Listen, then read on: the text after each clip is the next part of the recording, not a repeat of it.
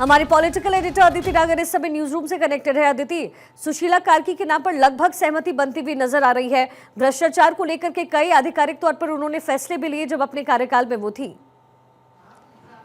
जाहिर तौर पे नेपाल में जो सिंबल ऑफ विमेन एम्पावरमेंट, क्योंकि सबसे महत्वपूर्ण बात यह है कि वो पहली महिला chief justice of supreme court बनी थी नेपाल की जी। BHU से उन्होंने पढ़ाई भी करी थी। इसके साथ आपको बता दें कि आज ये जो भंग होने का जो पूरी कैबिनेट भंग, सरकार भंग होने की पूरी प्रक्रिया हो रही है, 8:45 पे वो शपथ लेंगी। और आप देखिए कि किसी सरकार फॉर्मेशन में जेनजी का समर्थन मिलने के बाद सुशीला कार्की अब वहां की प्रधानमंत्री बनेगी।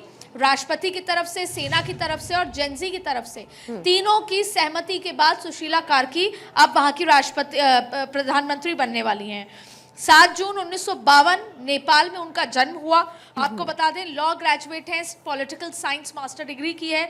इसके साथ साथ वो पहली महिला chief justice of supreme court Nepal थी, 2016 में बनी थी। उनका टेन्योर जो है 13 अप्रैल 2016 से 6 जून 2017 तक रहा।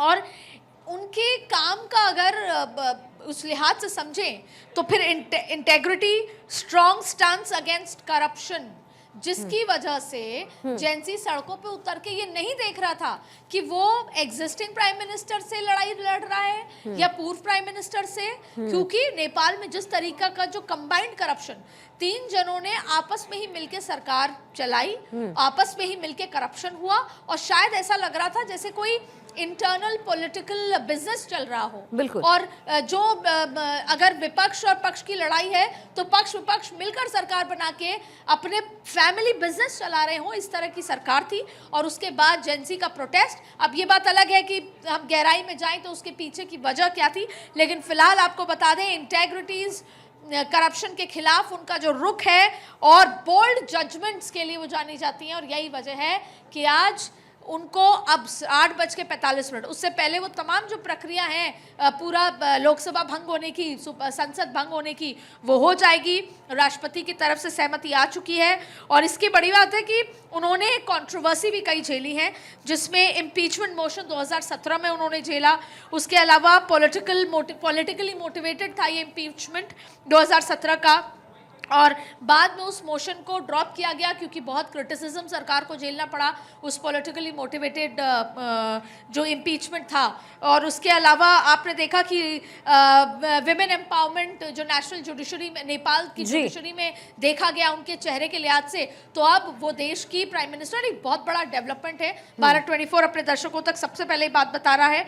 और वो हमेशा से जानी जानी थी कि पब्लिक डिस्कोर्स, पब्लिक एंगेजमेंट के लिए वो जानी जाती हैं। और अब नेपाल को मिल रही है वही प्राइम मिनिस्टर। आप देखिए वो जनता जो वोट डाल के, वोट वाले दिन जैसे कहते हैं जनता जनार्दन है और वो तय करती है सरकार कौन होगी, वो सड़कों पे उतर के सरकार को, करप्ट सरकार को बेदखल कर चुकी है। और उसके बाद अब सुशीला कुर्की प्राइम मिनिस्टर होंगी 8:45 पर। आज वो नेपाल। बिल्कुल अदिति, एक तरफ तो नेपाल में कुछ समय पहले ये भी बात हो रही थी कि जो राजशाही है उसको वापस आ जाना चाहिए, लेकिन एक बार फिर से ऐसा लगता है कि नेपाल की जनता जो है डेमोक्रेसी की तरफ ही चल रही है। हालांकि इतनी बातें हुई, इतना विवाद हुआ, हम देख रहे हैं सालों साल से ये लगातार चल रहा है, माओवादी घुसे और फिर जिस तरीके से नेपाल के पूरे स्ट्रक्चर में बदलाव लाया गया, जिस तरीके से नेपाल पूरा बदला, क्या लगता है अब सुशीला कार्की जब सत्ता पर काबिज होंगी तो क्या राजशाही का जो ताना बाना बुना जा रहा था पिछले कुछ दिनों में वो टूटता हुआ नजर आएगा?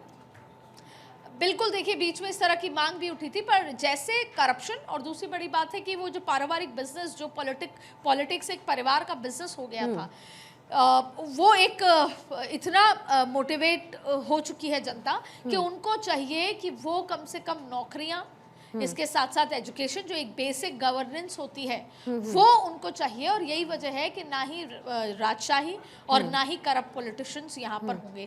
ये बात अलग है कि जाहिर तौर पे इसको स्टेबल करने के लिए अभी थोड़ा वक्त लगेगा, लेकिन सुशीला कार्की जो कि अभी जो जिस तरीके से उनके स्ट्रेंथ चैलेंजेस रहे हैं क्या रुख रहता है, तमाम तरीके की स्थितियां हैं उनको स्टेबलाइज करना, और जो इकोनॉमिक पॉलिसीज का जिक्र कर लें, नेपाल के जो हालत का जिक्र कर लें, फिर इसके बाद क्योंकि इसमें विदेशी ताकतों का इन्वॉल्वमेंट था तो चाइना की तरफ झुकाव था ओली का, तो जाहिर तौर पे जो बॉर्डरिंग कंट्रीज है जिसमें भारत भी शामिल है, और ख़ास तौर पे अमेरिका जो हमेशा से से मोटिवेटेड सपोर्ट करता रहा है बहुत सारी चीज़ों में, क्योंकि नेपाल और अमेरिका के बिजनेस को समझे और चाइना और नेपाल का, तो जाहिर तौर पे बहुत सारी चीज़ें हैं। क्योंकि सुशीला कार्की के बनने के बाद कुछ दिनों में पता लगेगा कि सुशीला कार्की का रुख किस तरीके से है, कैसे जो डेवलपमेंट के लिहाज से आगे, तो जेंजी ने ये तय किया कि उनको एक निष्पक्ष जो साफ छवि वाले व्यक्ति को प्राइम मिनिस्टर बनाना है। फिलहाल आपको बता दें कि एक इंटेंस पॉलिटिकल अनरेस्ट के बाद नेपाल में अब आज रात 8:45 पर सुशीला कार्की शपथ लेंगे।